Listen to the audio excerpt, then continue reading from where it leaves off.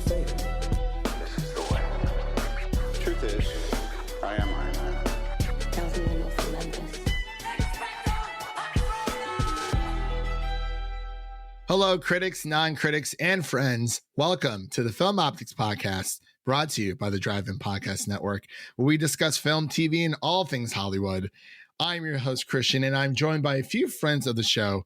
We have Amy Smith from In Session Film and Films with Amy, and we have Amanda from Candid Cinema joining us, and Matt Wyatt will be joining us later on to continue the celebration 20 years of magic with our Harry Potter movie series review. In this review, we're going to be covering the Goblet of Fire. And before we begin today's podcast, you can listen to our show on platforms around the internet. And if you're a new or seasoned listener to the show, we would love to hear from you guys. Follow us on Instagram and Twitter at Film Optix. That is Optix with an X. Amanda, how are you doing today? I'm doing great. I'm really excited to have this discussion with you guys, and thanks for having me again. No problem. So is Goblet of Fire your favorite Harry Potter? It's one of my favorites. Yeah, I have like a 1A, 1B type of situation. I know that like not many people. Can I say my actual favorite, or was it even that later? No, sure. Yeah. My actual favorite is the Half-Blood Prince. Nice. I think it's really underrated. I love the book. And I think that they were hilarious. I thought it was a really fun movie. There were some great character moments, and with Ron and Hermione, like OTP, with all that stuff. So it was good. It was really strong, and I love Snape. So it was that's definitely my favorite. But Goblet was just my favorite, like my second favorite, because the haircuts, fam, like just the moppy hair. I think haircut. It was just such like you had Prisoner of Azkaban, and they were like short, clean cut, all of that, and then it's like what happened? Like what? They got into the Joe Bro phase. I was like, brothers. I think that's what it was. It was like the wispy hair. They kept flipping it, whatever. You guys can't see obviously, but I was flipping my hair. But I think that was great, and they're just getting older, and you could see that they're coming into their own identities, and I think that was really awesome. And this was like a turning point in the series too with Harry.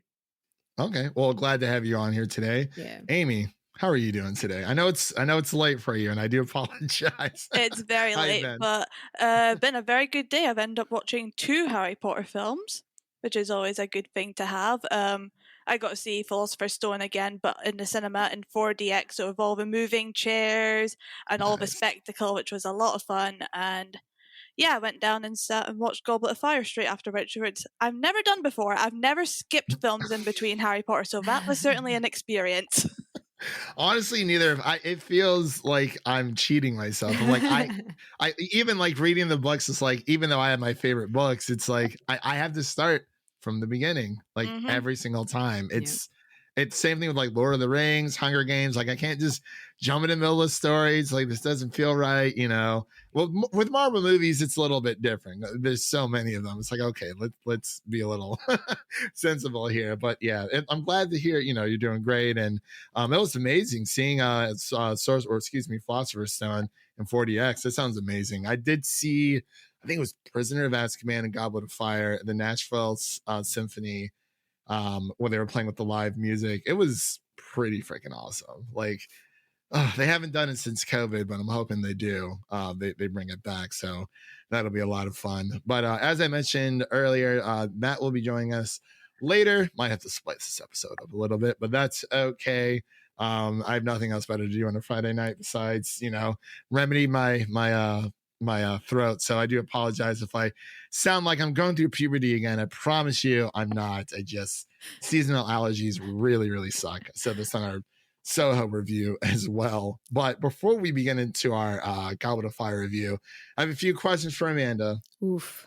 So Amanda, first and foremost, what was your introduction to Harry Potter? I ask everyone this during our movie series review, so I feel like I'm a fake stan sometimes. No, legit, I really do, and it makes me. I didn't want to be the one to say it, so I'm kidding. Wow, I was very late, like very late. I watched the first Harry Potter when it was on DVD.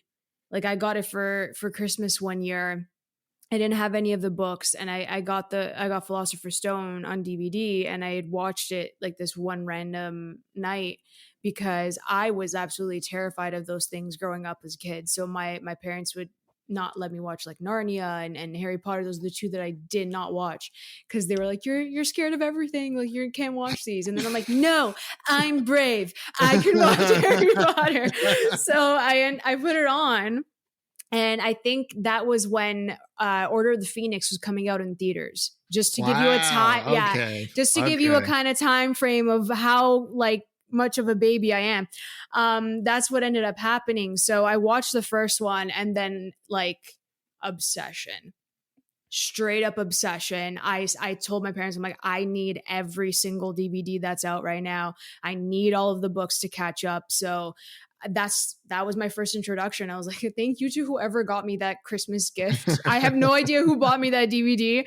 But yeah, that was my first introduction to it. So I kind of did everything backwards, unfortunately, but what a time, like just to catch up and be a part of that world and dive into it and have that space to like explore magic in the way that they presented it. So it was just truly something special.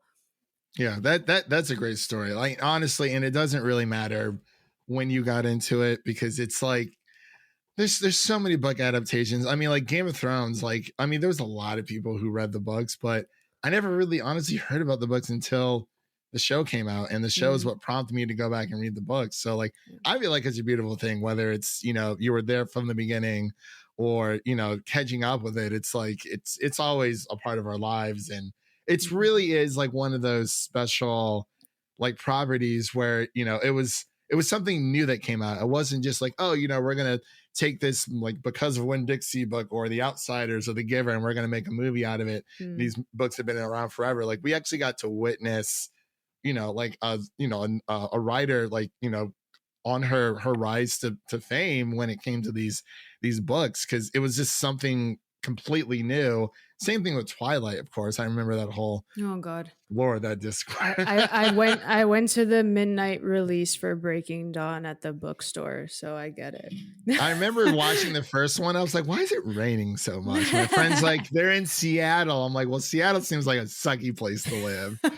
Like 100%. But like, I never read the Twilight books, but I did watch the movies. I was like, why is this better than Harry Potter? People say that. I was biased. I mean, it was during, you know, when I was younger and the whole Harry Potter versus Twilight, which is better. You know, you had all the Twilight stands going through school, but fun.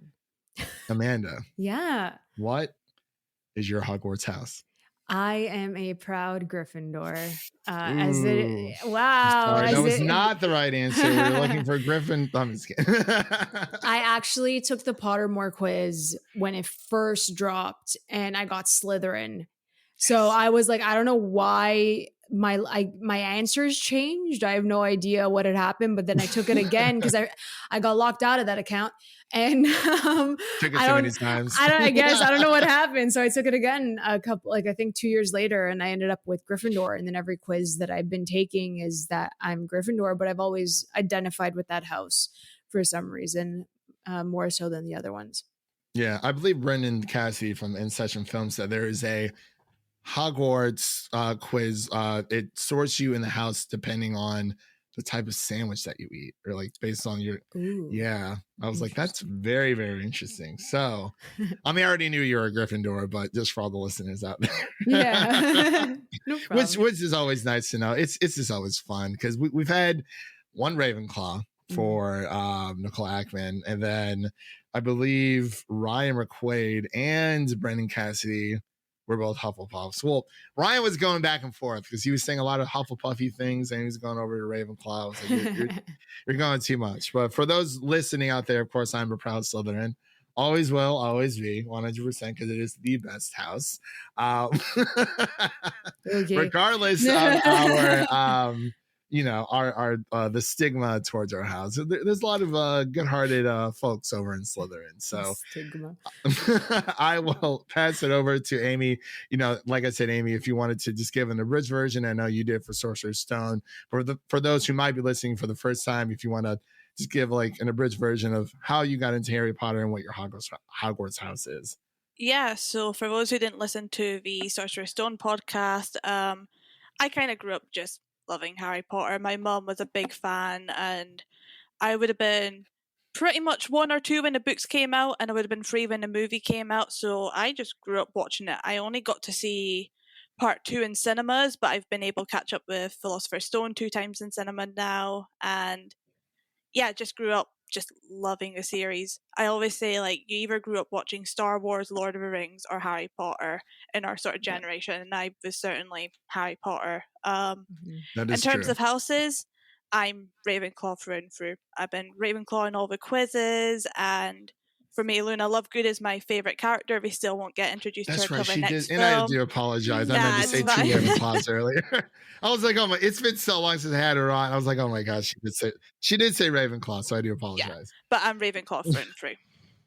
Okay, yeah, Luna is definitely one, and of course, there's a lot of talk out there that Remus Lupin should have been a Ravenclaw as well. It's a lot of, and honestly, I honestly think Harry should have been in Slytherin. Like, I'm sorry, but I do. He would have done fantastic things. Anyways, no joking. As the Sorting Hat said, I mean, he's still going to say that he could have been like the one good Slytherin. I'm sure there's some good apples in the Slytherin. I would have been Harry's friend if he was sorted in Slytherin. So I mean, do we want to talk about Cursed Child? No. No. Oh Lord. And I never even bothered to read the book. Like, my friend told me everything that happened, and I like watched all these videos, and I was like, this sounds terrible. So I'm just not gonna read it. I made it 20 pages in and gave up. Real 20 pages is all it takes for this character to get sorted into the house, and I'm like, no, I know where this is going, and this is fan fiction to me. This is non-canon. See, I bought it and I didn't open it because everyone after I bought it said that it was a disaster. So I was like, oh, thanks guys. Great. Couldn't have warned me before I bought this. That's great.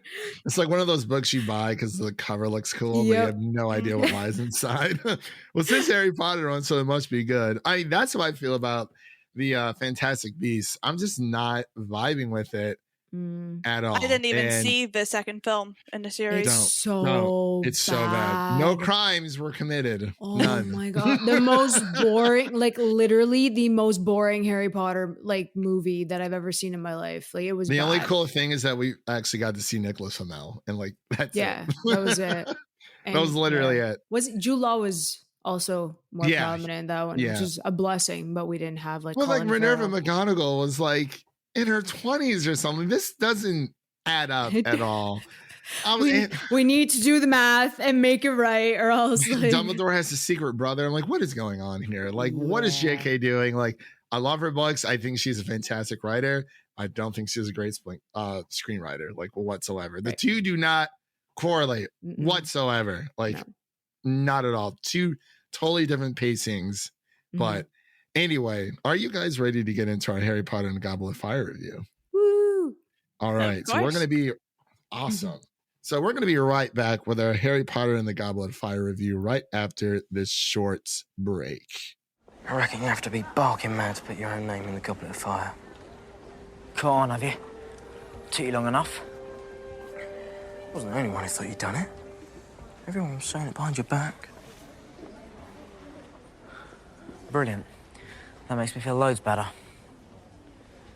At least I warned you about the dragons. Hagrid warned me about the dragons. No, I did. No, don't you remember? I told Hermione to tell you that Seamus told me that Bavati told Dean that Hagrid was looking for you. Seamus never actually told me anything, so it was really me all along. I thought we'd be all right, you know, after you figured that out.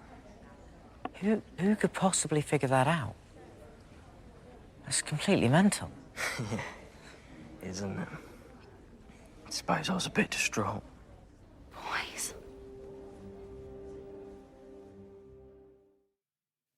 All right, and we are back with our Harry Potter and the Goblet of Fire review. If you haven't seen it already, I don't know what you're doing with your life.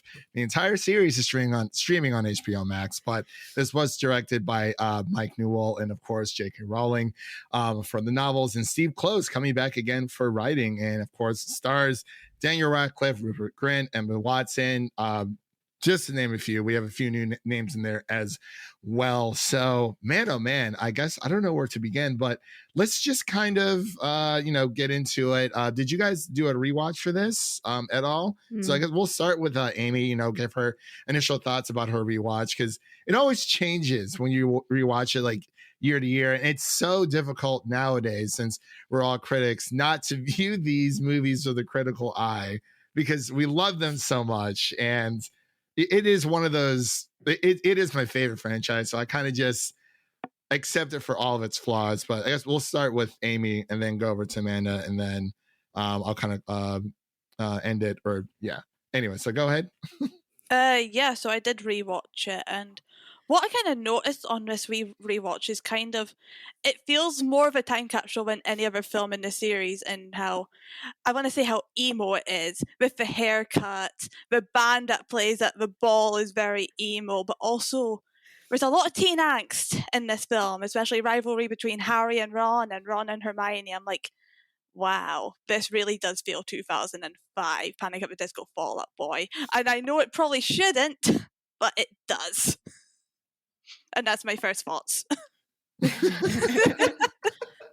Honestly, she's got a good point. It is very, like, going back and rewatching Prisoner of Azkaban into this, obviously it takes like a very dark turn. Honestly, I think it takes a pretty dark turn even from Chamber of Secrets, because they're dealing with a lot of prejudice in that movie. But you think it can't get worse than Harry Potter and Prisoner of Azkaban, but then it kind of just does. And it's like, wow, like Goblet of Fire, like it feels like what Amy was saying. It does feel like a time capsule. To me, it feels more Harry Potter than most, just because of all the magic. And I like Azkaban so much because it doesn't really feature Voldemort. But honestly, Goblet of Fire should be called Harry Potter when shit hits fan, because it really, really does. But yeah, I can never get over the moppy haircuts that happen. I literally can't. I don't understand it. But we'll go over to Amanda to give her her first or initial reactions on her rewatch. Yeah. For me, I'm just always fascinated by the world building and how expansive it is. So with this one especially, you have so many like people coming into this because of the Triwizard Tournament. So I think that is something that I'm always in awe of. So they're telling this like massive story in Goblet of Fire, but then it's like it makes such an impact on Harry's life, and we get that turning point in this entire series. And it does take a dark turn. Like this is literally, as you said, when shit hits the fan. Like it's so dark, and like it's like I felt like with Prisoner of Azkaban, it was creepy. Like the camera work obviously is amazing and it's suspenseful and it's really strong.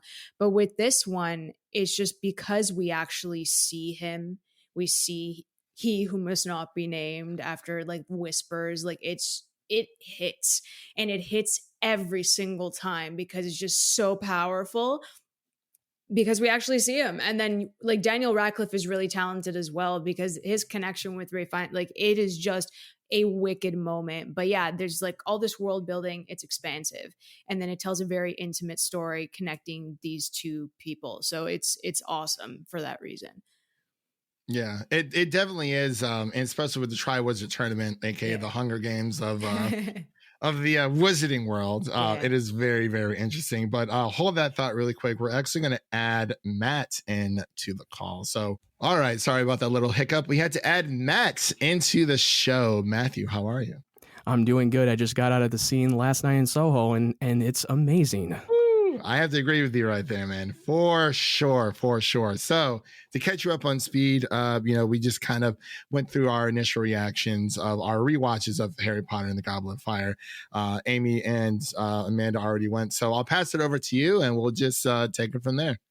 Yeah, Harry Potter and the Goblet of Fire was so much darker than I thought it would be. I mean, now this is the first Harry Potter film that became a PG-13, and now we're getting into more the maturity of the younger cast, and we see now we're just starting to see Harry going through the Quidditch World Cup, and then after the World Cup, then we start now Voldemort and his followers starting to wreck some things. And now, as we get into the Hogwarts, we're starting to see the Triwizard Tournament, which now now they are expanding the Wizarding world.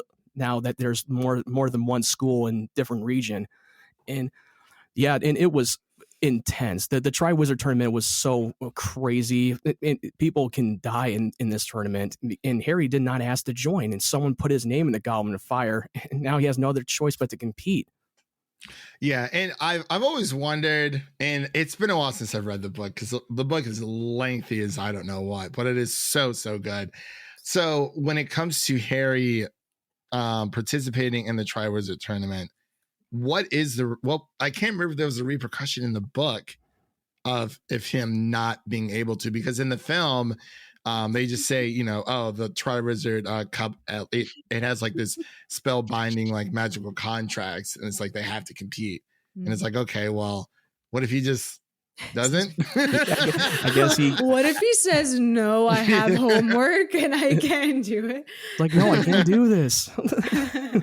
Yeah, it's so weird. But on my rewatch, and it, like I said before, it really just feels so magical. I mean, kicking off the ground running, of course, you get Harry's vision of, Voldemort in the Shrieking Shack and whatnot, and all of that. And it's like, oh, wow, like this is really going to take a turn for the worse. And then it kind of just opens up. I really like how we kind of moved away from, every single, it's like, oh, Harry's back with the Dursleys, and, how is he going to get out of, going back to Hogwarts with his friends this year, and, et cetera, et cetera. I really like how they kind of just cut to the chase. Harry is already with the Weasleys. He's with Hermione and, everyone else. And they kind of just, it hits the ground running. They go to this famous like Quidditch World Cup, and there's always that one small moment where Harry's just like, wow, like I absolutely love magic.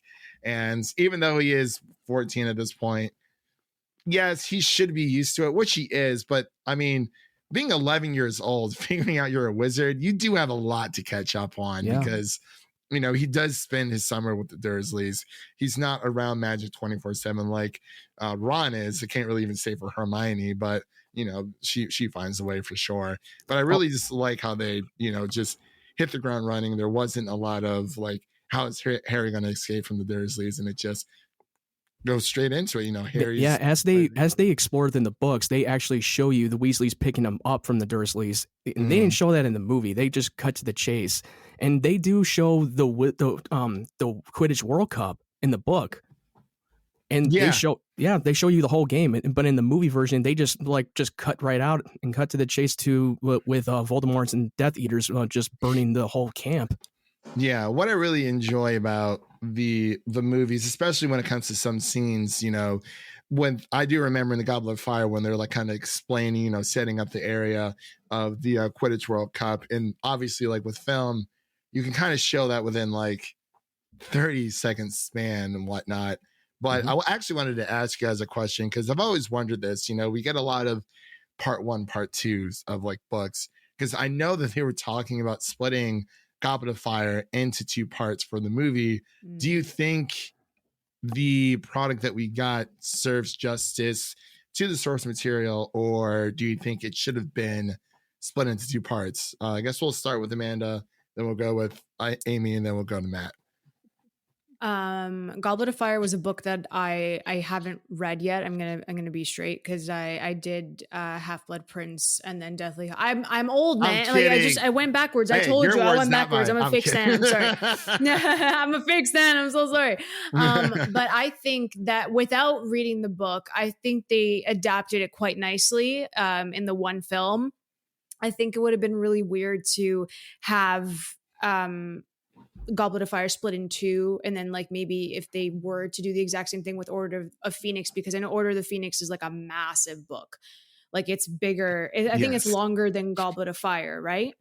I believe I'm gonna have to check. It's on my bookshelf because I know remember. it's thicker. I have it on my shelf is, too, yeah. but like it's thicker. So I think that if you would had to start splitting things, then it would have had to be like more movies, and then it just would have spiraled out of control. So I think that adapting it the way they did, it was so like straightforward. I got all the information that I needed to move to the next film, and it was really engaging. I thought the pacing was great too in Goblet of Fire. So I would have preferred just to keep it like this. I couldn't see it split in two. Okay. Amy, what do you think?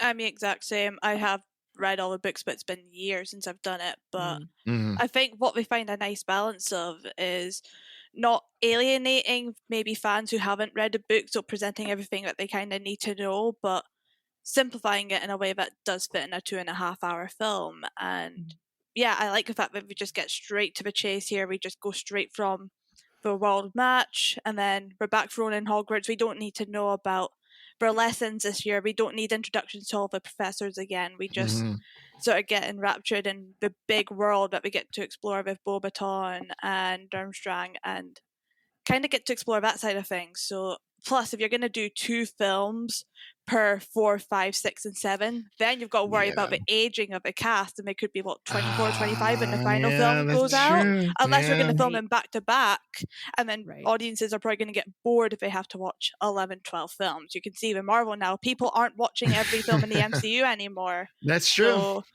I think it's good that they kept it to 1 film and then split the final book in 2, because with the final book you can't cut anything essentially from right. it.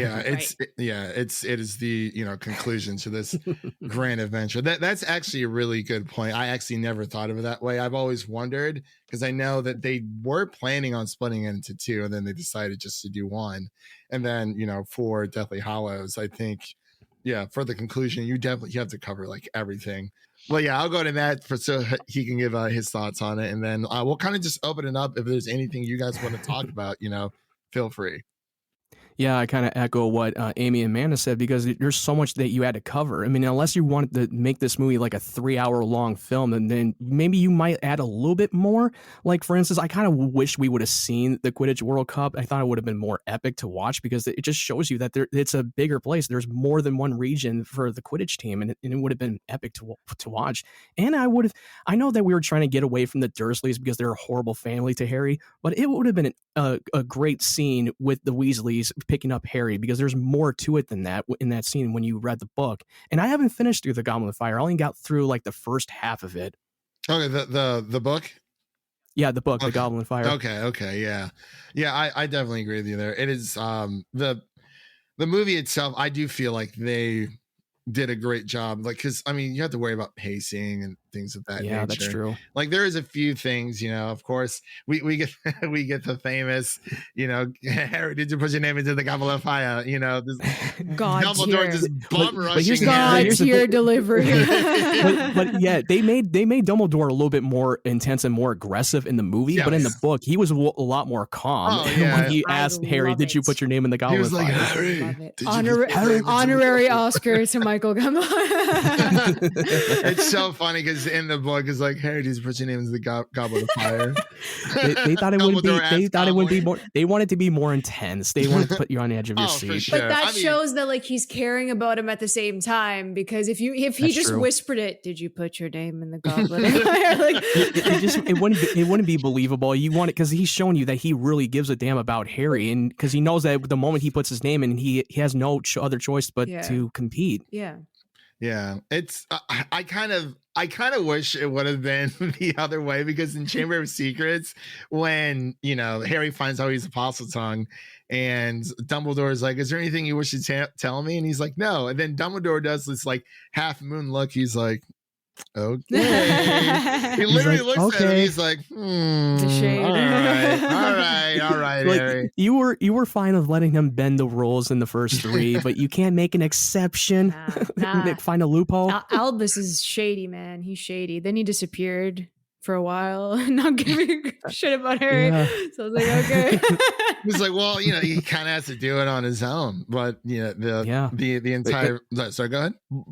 but he did get a little bit more help, especially with Mad-Eye Mooney, especially because, well, even though it's not really him, it's the Bertie Crouch Jr., the one who's been pulling all the strings, because he had to make sure that he wins every match of the tournament so he can fall into the trap and bring back Voldemort. That's been his plan. Yeah, so I really like how this year it was just more, it wasn't like mustache twirly. I think Brendan Cassidy was saying on Chamber of Secrets, where it's like, oh, you like it's that like Chamber of Secrets probably has like the most like individual plot out of all of them. But with this one, it's just more, I mean, there's always a twist when it comes to Harry Potter movies, of course. But even though like every single time I rewatch it, it's like, I know that that's not actually like Alistair Mooney and it's Barty Crouch Jr., but for a time, it's like, wow, you know, like he really does give like a really good performance, and it kind of flees away from you, even though I've seen these movies 1,000 And you got times. the actor who was in Doctor Who to David play Tennant. Bertie Crouch Jr. Yeah. So that's when I was introduced like to him, and I just, holy Lord, he's phenomenal. And then when I saw him in Kilgrave as Kilgrave in Jessica Jones, like it was next level. So I'm happy that we have them in the HP universe because he was sick. So I kind of wish they would have brought him back a little bit more further in the movies, because we only seen him in one film. yeah. I'm not sure if you've all watched, in the UK it's called Broadchurch. I can't remember what it was renamed to in the US. He's phenomenal in that as well. I gotta check that out. Okay. Yeah, I got to check it out too. I've literally, my backlog has been forever growing for everything. It's like, I gotta watch this, and I gotta watch this, and I gotta watch that, and then like it's all television shows too, which is like, how am I going to finish these seasons on top of watching movies and reading books and playing video games? And it's like, you have to multitask. It's a part of the task. I mean, if you watch this one comedy skit on YouTube where a guy was so obligated to watch every popular show and he just gets so frustrated with his wife's like, I don't have the time. No one does. Watch that video. It's hilarious. Like, oh, FX shit. Now I got to get on with that. Yeah. And honestly, that's how I felt like, you know, starting this grand adventure for this Harry Potter thing. I was like, am I going to have time for this? Probably not, but I'm going to make time for this, like 100%. yeah. But I guess I wanted to kind of talk about when it comes to Voldemort, you know, it's, I really like how, you know, within the books, you know, they kind of explain what he looks like. Within the movie, I think they did a pretty good job. I'm blanking on the actor's name who plays. I think it's Ralph Fiennes, if I'm pronouncing his name right. Ray Fiennes. Got it. That's right. His name. Yeah, but he was a perfect casting for Voldemort. It was perfect. Yeah, it really was. It's so like weird because, you know, you finally see Voldemort. It's like, oh crap, Harry is in this graveyard alone, like 100%. And he was in the cemetery where his family was buried. Yeah, so and. good. And just when he thought it was a dream, but it really wasn't. It was really like a vision through the present day because he's connected to Voldemort. Yeah. And I every time I'm like, oh crap, like Voldemort's gonna kill. Like this is literally the end of the series. And he's like, I can touch you. And he like, you know, touches his scar and it's like, yeah, because since now he had Wormtail did the fucking ritual and he took his blood, so that means he can make physical contact against Harry because now he has no longer with the protection spell. But like his laugh, it gets me every single time. It's like, it's like, okay. But what's also funny is that like because of the makeup that's so packed on, no one even no one makes the connection that it is Ray Fiennes. I don't know if that's just me or something, but like if he's so talented in other films that he's done, but like for me, it's like I don't make that connection that he's Voldemort, and like that's just brilliance on his end. Plus the makeup department, because like I still don't make that connection. Yeah, I had no idea who he was when I watched the film because I was not familiar with his work because I didn't watch his early days of his movies like Schindler's List. I didn't watch it until later. I was like, wow, he is a terrific actor. Yeah, that's actually how I felt with Gary Oldman as Sirius Black. Because it's like I know it always slips in my mind that like that's Gary Oldman. I'm like, no. It's like, yeah, it's him. But it's just the makeup and everything. Like, it does look like him, but it's kind of like he can easily be mistaken for somebody else. You know? Yeah, he would be totally unrecognizable. Yeah. But I wanted to kind of open up. Was there any points within the book, within your rewatch, you guys kind of wanted to discuss, or any parts you just enjoyed about the movie, or even just, you know, adaptation between book to scene, what they've done better within the film versus the book. So I guess we'll start with we'll start with Matt, sorry, and then we'll go to Amy and then Amanda. Well, we finally get an introduction for Cedric Diggory, which is played by Robert Pattinson. Before he did Twilight, before he was cast in the Matt Reeves' Batman movie, I mean, he was not very a well-known name at the time. I mean, he has a good prominent role, but I kind of wish they would have written him a little bit more so that we can make the death more impactful and emotional for this scene to happen and fun. And I believe what I remembered that in the book, Harry was introduced to Cedric Diggory. He told Harry, like, hey, in the last Quidditch match that we played together last year, I was the one that got struck by lightning and got sent into the hospital. And apparently that was Cedric. Yeah, because they did face Hufflepuff during that match. Yeah, during the match. Yeah, it was like a super small glimpse of, you know, before it just kind of all went to crap.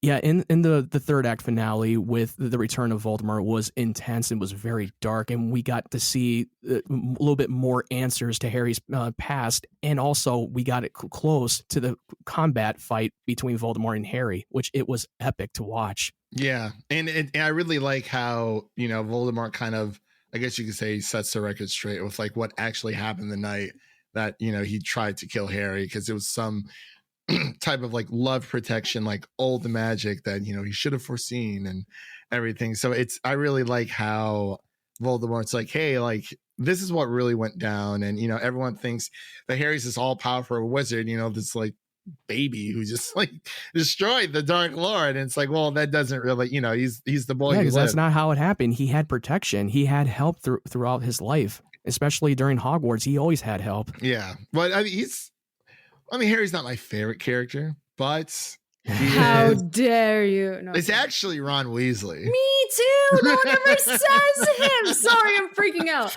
No one ever says Ron. Oh my god, what a day! I love Ron the character, but in the fourth one, he kind of really annoyed me. I mean, I understand that he got a little bit jealous of Harry because he got to compete because he's the great Harry Potter who can build to do anything from his point of view, and that's why he got all pissy about it. Yeah, and it's more of like, you know, Ron and Harry are like this, so it's they're like because they're like brothers. Yeah, like Harry, they tell each other everything, and I guess you know, Ron felt betrayed. Like, I get it. Like, he only mopes for like half of the movie. Yeah, until he won the first match, everyone's nice to him. It's like, yeah, he's like, well, and they kiss and make up. I love them so much. I love their friendship. More importantly, I think throughout, I love Hermione and Harry's friendship. Like, it was never like pressured. They were friends. They were very good friends, and that's all it ever was. And I just love that we had like a platonic love between the two of them. Yeah. Yeah. And speaking of love, and we'll get to Amy here in a second.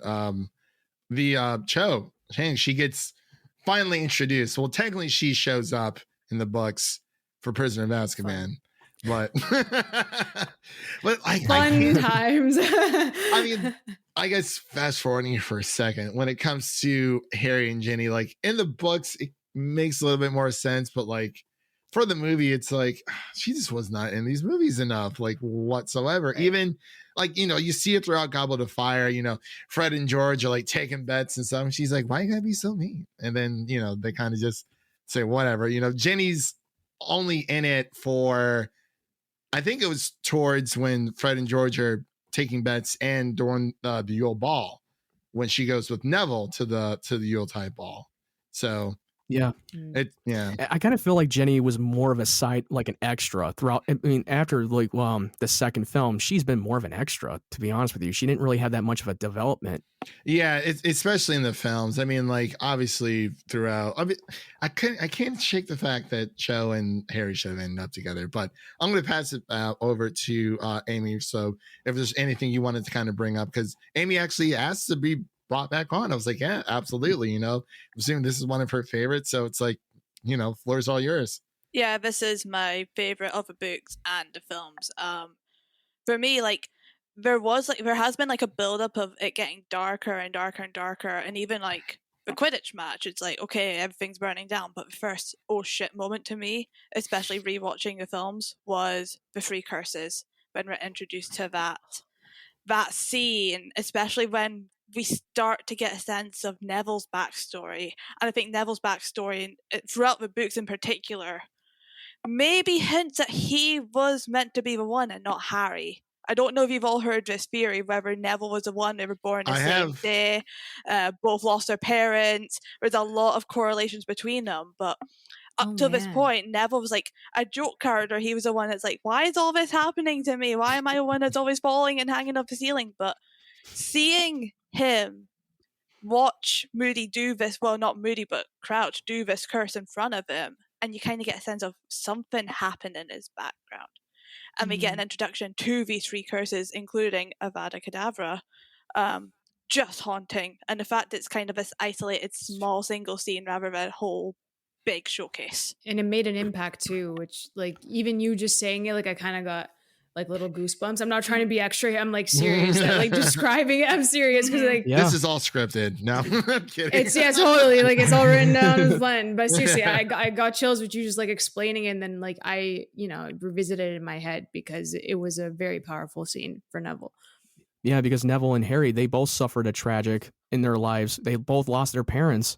Yeah, and yet, like Amy, I have read that theory, and because I mean, again, skipping ahead just for a second, when Neville kills Nagini, so it's that is the final. That's final Horcrux. Yeah. So that was epic. It really does put in perspective because as Neville becomes more like he's kind of a jokester, but you start to take him like a little bit more seriously. Especially with as this, a hero too. Sorry. Yeah, I mean, even him helping, Harry with Gilliwig. Obviously, it was all, for the master plan of Barty Crouch Jr., who was responsible for Neville's parents' death. So, and I think he used the Cruciatus curse on them until everything kind of happened. But it is really crazy how we really see the world expanding. Of course, with the 2 schools come in, because it's really nice to know that, hey, it's not just in the UK. And of course, we know, regrettably, a little bit with the Fantastic Beasts movies that, there are, witches and wizards across the world. It's not just, UK based with Hogwarts. And I think they did a great job with incorporating the other schools. And even Hermione says it throughout, the Yule Ball when her and Ron are having a spat, because it's clear that Ron likes Hermione. He wouldn't have lashed out in front of her like that if he wasn't like in love with her and jealous. Yeah, he's like, well, I would have asked her myself if she wasn't already taken. It's like, shut up, Ron. It was the start of my death because they were so cute and they would keep getting mad at each other. But like, I was just sitting there, I'm like, I love them so much. Ron is adorable. When I was younger, I'm like, why didn't like Harry end up with Hermione? But now it's like, reading through the books and like watching it on film, it's like, I mean, of course, with Rupert Grint just being, I don't know how many times he said bloody hell in that entire film, but Take my a favorite, shot. That's a drinking game. when the French school went by, I think that was my favorite one. He was just like, I did dug the entrance of the Bulgarian because the score of it was just got your blood pumping. So Every time I hear the score, I was like, oh my God, here we go. Yeah, like we kind of got more of an introduction to them when it came to the World Cup, and then them coming to the school, with the effects were actually, it was pretty sweet. Like overall, it was great. Yeah, like I mean, usually when it comes like these films, I feel like they've aged so well. I mean, even Dobby, like he doesn't look half bad, like for no, I mean it was in the early 2000s because the technology and the visual effects were way ahead of its time. I love him. Man, oh man, it's so funny. I mean, I think they should one day like create like a series or a movie as just focusing on sports of the Quidditch Cup. I mean, that would be epic. I mean, come on, I would love to see it. Yeah, they should have done that instead of Fantastic Beasts. Honestly, exactly. Lord, that doesn't exist. That movie never doesn't exist. I'm going to pretend that didn't happen. I thought the first one was like okay, but like it just didn't have the same. That movie put me to sleep. The second one put me to sleep, dude. I was knocked out. I was like, what? I was so excited. Like I bought the 4K because it was one of those things where it's like it's bad, but you're telling yourself it's not bad. it's everyone because you else want is to add crazy. that to your collection of the whole Wizarding I mean, I World have collection. to. Like, it is my. You're obligated. I am very obligated to that. I am so. the exact same way. Don't worry. So it's like I hate this movie, but I got it. I'll probably never watch it unless it like warrants for a rewatch for something. But yeah, it is crazy. But Amanda, was there anything else you wanted to kind of talk about? Y'all covered Or- it. I agree with Oh. everything that was said. Again, I didn't read, I didn't read Goblet of Fire, but you guys covered it. I agree. I'm kidding. I'm sorry. I am. I did read the, 6, 7, which is not a big deal, but Yeah. No, Yeah. and that's totally fine. When we can definitely I was trying to think, was there anything else I had? I will say that Daniel Radcliffe's performance in this movie just really took it up a He killed notch, it. especially when he was like breaking down in front of everyone when he got Cedric Diggory's dead body back and That just was- broke down yeah. and cried. Like, wow, Yeah. that he really brought it. He really did. Sorry, go ahead. No, something else that I can mention is that even Fred and George in this movie, they were so good. Both of them, they were so fun. But then that moment with Cedric, I think that it just hit the realization that he's back and like everyone changed moving forward. It was like a different outlook entirely. But Fred and George, like their switch kind of that's what like moving forward after Goblet of Fire. It was like completely different. I love Dumbledore's speech when now they were mourning with the death of Cedric, and he just gave the whole speech and like, hey, we may be speaking different tongues, but we're all the same, and we all should come together and telling you like, hey, he was murdered by Voldemort, and I'm going to tell you straight up, even though the Ministry doesn't want me to say it, and they just want me to tell you what you want to hear. Yeah, and I really enjoy how throughout the film, obviously we see Barty Crouch Jr. Pose as Alistair Moody and drinking an abundance amount of Polyjuice potion, like 100%. I was like, wow, because obviously watching it for the first time, he was like, man, that dude really likes to drink, and it's like, well, yeah, he does that weird like body shake thing. He's like, I don't know, but I don't think that's pumpkin juice. I really like how it kind of is, it's the big reveal of Barty Crouch coming in. Yeah, but now when you look back and rewatch it, now you start to see it a little differently. That's not like Mad-Eye Moody. That was definitely Barty Crouch Jr. the whole time. And during like the second two games, most of the audience weren't even watching the game, especially when they're going underwater, when they were surrounded by mermaids and they had to rescue the students. And then in the final act, they go through the maze and the audience are just sitting there. They don't know what the hell's going on. They don't have like a camera or anything to monitor them, or like a screen like a football game. They don't. They're not. They have no idea what the hell is going to happen. Which is also really weird because why have an audience in the first place? Yeah, well, why have an audience?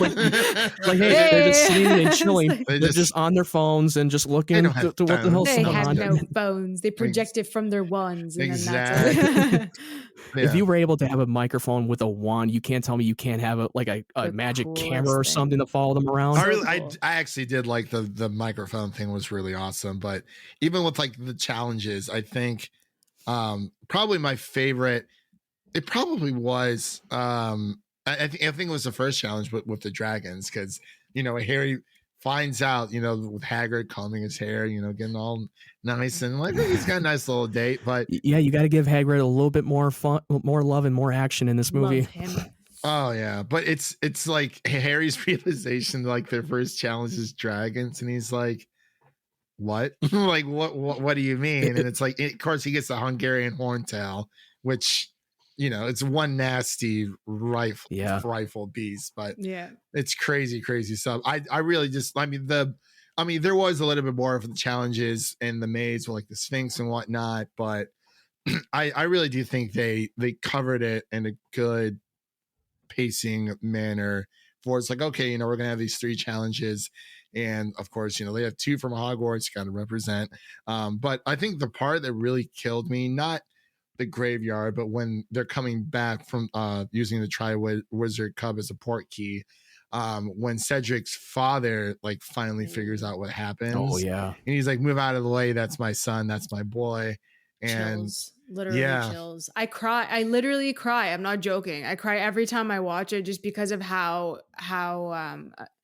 powerful that moment was for his dad. Like I cry. I cry at everything. Like it's not it's not a big thing, but I cry at everything. I mean, every single time I watch Critica was Little Women, it's like Here Comes the Waterworks. Too. It's so good. But anyway, you can still die in a tournament regardless. So of course you should know that he's going to be put in danger. Well, yeah.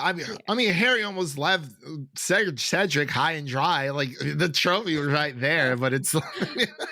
But he had to be noble. He didn't want to leave him there He was to about to die. leave that Gryffindor. Gryffindor. He was about to leave that If man. he was a Slytherin, he would have left him there. Oh, I would have left. That's him. true. Bye. No. Peace out, bye. Like- See, Christian's like, I have no time for this. I would leave him. See, that's why Christian is in Slytherin. He would definitely leave Cedric to die. Terrible. I mean, I don't know. I'm not that bad of a person. I think about it there for a second, though. It's like, yeah, I mean, that trophy is like right there. I joke. I mean, dude, It's shiny. yeah, it's very shiny. And being in the maze, it reminds you of the film The Shining, where the kid was getting chased in the maze by his own dad. It was basically a horror. Yeah, I mean, even with Crumb being bewitched, which they kind of touch on that as soon as it happens, because you're like, okay, he runs into Harry, he has his wand up, and his eyes are a little bit, cloudy. Yeah, dead eyes. Yeah, it's dead eyes. Yeah, and he wasn't going to kill him because they probably know because he needs to fall into the trap and take the Triwizard Cup as a portkey so that they can perform the ritual for Voldemort's return. Yeah, I mean, poor Wormtail. I mean, he had to beg to get that hand, and you kind of you find out that oh my gosh. Malfoy's father, Death Eater. Lucius, Crabbe, Goyle, all these Death Eaters. And that took me by surprise when Crabbe and Goyle was part of the Death Eater. I was like, wait, where the hell did that come from? They're not that bright, and they're part of the Death. They'd be the ones to tell everyone the secrets. I feel like. Yeah, they probably go around telling everyone. Well, they kind of just do what Malfoy says, and he gets turned into a ferret, so that's fun. That was the best. Oh my god, that was so good. That was hilarious. I was like, of course, he had it coming. He doesn't shut up. That's why McGonagall's like my favorite professor. She is. She is so tried and true. Tried and true. Yeah, because there's moments where she has to put up with these rules, and then once you get towards the end, it's like, okay, I'm done putting up with their BS. Yeah, for sure. So I know it is super late for Amy. She's looking a bit tired there. I don't want to take too much of her time. So we'll go through really quick. Just kind of name like your favorite character from the book, and then give your final thoughts, and then we'll kind of just close out. So we'll start with Matt, then we'll go to Amy, and then Amanda from Goblet of Fire. Favorite character, the one that really stood out to you. I know I'm a little biased because I love the character Harry. I felt like I connect with him a lot more than most people, and overall, this really took it into a dark direction because the moment that the first 10 minutes when you see that the Death Eaters like just burning down the village, the camps. Mm-hmm. It just sets the tone of the movie that this is not a family movie. It's definitely for more of a young adults, really. And this really, it felt like a little bit of an Empire Strikes Back where now the villain has won and it puts the heroes in the worst place. And that's how much I appreciate this movie. Okay. All right. Amy? Yeah, I'm going to second that. I think out of all the films, especially up to this point, this is kind of Harry's time to shine, and this is the film where he really has to mature and kind of face everything head to head and go, okay, this is sort of happening. And even with his friendships, like you said, with Hermione and kind of the tabloid scene with Rita Skeeter, all of that sort of stuff that he has to deal with on top of everything else. I feel like this is a film that he truly sort of matures in, and it's great to see that sort of growth. And then that finale, you're like, yeah, everything changes from this point on. Yeah, he's back, and Harry's eyes are not glistening with the ghosts of his past. Oh my god, I got so mad, dude. It was like, it was hilarious. Like, oh, it's the third. My eyes are not seeing 12. The ghosts of my past. It's like a 12-year-old boy, Harry Potter, 14. It's like, yeah, whatever. Like she just did not care. Was weird. That was, but it was perfect. It was perfect because it was one of the more lighthearted tones of the parts of the movie. And of course, when Hermione comes in and gives Harry a big hug, they take the picture and she stands there, and then Dumbledore's like, "What are you doing here, Miss Granger?" And she's like, "I don't know. I'm just gonna go." You don't belong here. Get out. Seriously, this is for champions and friends. For champions and friends. It's like how familiar that Dumbledore's come with Harry, Ron, and Hermione being a package. But it's like, it takes the last second to be like, wait, you're not supposed to be here. Get out. He does like a triple take with her too. I was I like, love it so much. it's not even a double take. It's like a triple take. He's like, what? I love it. Okay, yeah. But Amanda, I'll give your closing thoughts. And who was your favorite character in Goblet of Fire? I echo what Matt and Amy said. This is Daniel Radcliffe's big moment, apart from what happens in part 2. I think that this was a turning point, as we said, for Harry. But I will touch upon the fact that Mad Eye Moody is still one of my favorite characters. One of the best defense against the dark arts teachers that they had come in. Obviously, we know it's Barty Crouch, but Brendan Gleeson had to play both. And I think that was really impressive as well. And we got to see that and see his chops that way. He's a great actor always, but I think that this really showcased his range and had that duality. So he's my favorite professor. Yeah. Air quotes because of what we know. But yeah, definitely Dan Rad for the win for this one. Yeah, I would definitely agree with you guys. I mean, as much as I love Ron, of course, you know, and whatnot. I think this entire film was about, you know, Harry does need to kind of grow up. It's like, okay, you know, we've protected you for this long, because, you know, within the beginning, he doesn't cast as many spells. You kind of see it in Chamber of Secrets, but you really start to see it in Prisoner of Azkaban, learning about, like, you know, his parents' past, his parents' friends. And then with this one, it's like, okay, let's see what Harry can really do. Because, you know, everyone talks about, you know, he's such a great wizard, and, you know, conjuring a Patronus charm, you know, takes a lot of, I guess, energy or just a lot of skill to perform. So I really like how, I mean, like going up against the Hungarian Horntail, it's like I would have been scared crapless. You know, he was able to summon his broom, and luckily, I mean, he literally got away by like the skin of his teeth. But sometimes it's like, you know, the books versus the movie. The movie's like, okay, he does things for sure, but it's like, I feel like if another wizard was in this situation, I kind of wish we would have saw maybe just a little bit more of the other champions facing their dragons, especially Cedric. It would have been nice to see a little bit more of his skills for sure. Because yeah, I mean, like I said before, I wish he would have had a little bit more development. I mean, I know he had a little bit more to do, but I wish they just used him a little bit more to make the death more emotional for us as audience. Yeah, I mean, he was definitely there, and it was like, oh my god, he's the deer from Twilight, you know, like obviously, but you know, you know, he's grown to be a fantastic actor. So have they all. Oh yeah. So it's, you know, I believe Rupert Grint's still acting. I think he's in that Servant on TV Apple show. TV, yeah. I'm not sure what Emma Watson's really. Well, obviously, she was in Little Women, of course. She took her little break now, so yeah. She was in The Perks of Being a Wallflower, Flower, and she was in This Is the End, and then she was in Little Women. Bling Ring. She worked with Sofia Coppola, so that was a fun one. I read that book before I watched it. For sure, and you know, Daniel Radcliffe's doing Guns Akimbo. He's making choices. But have you seen What If, the rom-com movie? I haven't seen it. It's got Adam Driver in it as well, and you got the actress who was in The Big Sick. It was co-starring with Daniel Radcliffe. It was actually very underrated and hilarious. Okay. There was another TV show that Rupert Grint was a part of. It was on Netflix for a little bit. He was faking that he had cancer. Like, he worked for this one company, he faked that he had cancer because he just hated his job, and it turns into this whole other thing. I forgot the name.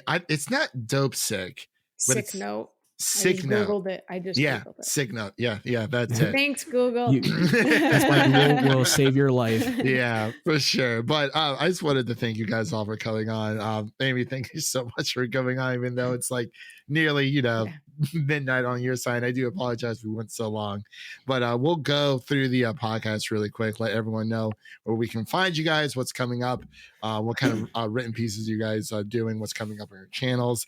We'll start with Amanda, then we'll go with Amy, and then we'll close out with Matt. Yeah, well, this was so much fun. I love talking about Harry Potter. You guys are awesome. You guys can always find me over at AMX NDA Reviews on Twitter, Instagram, and Letterboxd. You can check out my YouTube channel, Candid Cinema, and my website, candidxcinema.com. I have my Last Night in Soho review, my Army of Thieves review up, and my Eternals review is up there as well. Oh, okay. Amy, where can everyone find you on the internet? Yeah, you can find me on Twitter at Films with Amy. Primarily, I write on Film for Thought, which is my own website, and In Session Film, and a bunch of other places. For In Session Film, I'll actually be doing a 20th anniversary piece on Philosopher's Stone, so you have that to look forward to. Nice. All right, Matt, what about you? Yeah, thank you so much for having me back on again, Christian. Even though I joined a little bit late in the game, but better late than never. So if you want to check me out, you can find me at Twitter just at MattWyatt651, and I have a link tree in my bio where I have Snapchat, Instagram, and I have Letterboxd where I do my movie reviews. I did my recent review on the new movie Dune, and I will do a review for The Last Night in Soho. And you can check out my other reviews with the rest of the Harry Potter series, and especially a lot of the horror films that I'm watching during the Halloween season. Yeah. Like I said, Matt has already finished his Harry Potter journey. It was like back. I'm an overachiever. It's totally fine, but definitely check out Matt's reviews. He writes novels on Letterboxd, but like they're very in detail. I write like 2 lines of something, but and they're great. Those 2 words are gonna like, I think for Dune I was like, let the spice flow. But that would get like 100 wicked. likes. I'm Desert sure. power. Yeah, desert power, 500 likes. Yeah, I gotta watch that in IMAX before it goes away. I think there's only like 6 or 7 days. Yeah, it's gonna be going away It's a soon, week- and I it's think before God I had the Eternals. chance to see it in It is IMAX. before I had a Eternals. chance, and it was great. I gotta do go want to again. see it in just to see it, because Hey, I Christian, do you have time to do that though? mean, no. Not at all. No, I might be able to, because I'm going to a Halloween party tomorrow. I might be able to squeeze it in. Oh, nice. But Fun. I'm going as a, all right, this is like a super lazy. So I bought this bad boy from DC Fandom. Oh, are you So going to be it's a like- DC There's your fan? You're costume. going to be a Snyder fan. I understand. No. I'm going to Yeah, be you're a gonna wear a Batman T-shirt fan. that says "Restore the Snyderverse" I actually hashtag. do have a Zack Snyder Justice League hoodie. I rarely wear it, because I only bought it because it's so damn comfy. But I'm Right? gonna wear that and like a Batman hat, and I'm gonna be a Batman fan. But then That's your Devin, superhero costume. but Devin pointed out, he's like, "Aren't you supposed to dress up something that you're not?" I was like, Do you have a "Yeah, different hat? no." Damn it. I Well, thought I could help you out. I have a Steelers hat. I don't. You feel can like be a Steelers fan. I am a Steelers just- fan. I know. or just repaint it. Just repaint it and just put the bat logo, the horns on the front of the little hat. cow. Yeah. Yeah, the little cow. Maybe we'll see. But of course, you can find us over at Film Optix. That is Optix with an X on Instagram and Twitter. What's coming up on the podcast? We actually, as of this recording, this will be dropping on November 3rd, the Wednesday, this coming up week. Anyway, by the time this is out, our Last Night in Soho review will be up, so definitely check that out.